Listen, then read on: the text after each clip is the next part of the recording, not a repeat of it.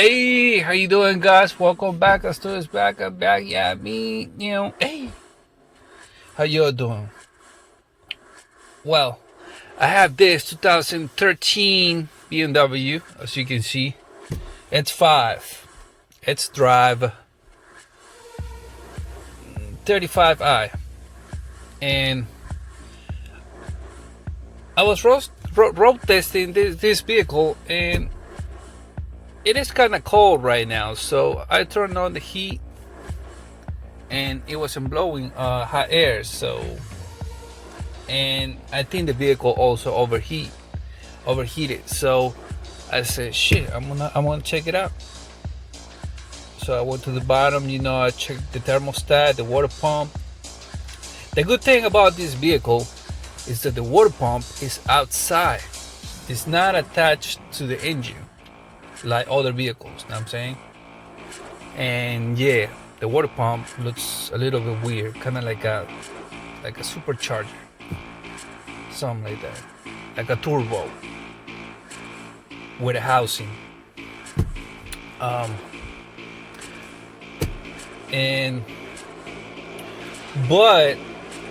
the bad thing about this vehicle is that it's pretty tight. The engine bay is tight, and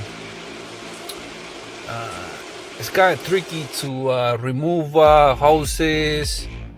Some hoses have clamps, some other hoses have clips. So I said, fuck it, I'm gonna do the thermostat and I'm gonna do the water pump. And yeah, to remove the water pump, you're gonna have to, it's pretty tight though, so you're gonna, to make it easier, you're gonna have to remove the passenger side tire and the cover, the mud cover, so you can reach better some angles when you pull out the thermostat and the water pump. And the thermostat is gonna come out. Thermostat is gonna come out.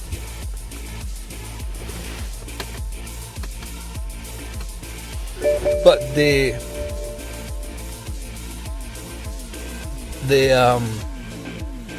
water pump is a little bit big, and I think it's the intake or the exhaust pipe. I think it's the intake or the turbocharger. I don't know.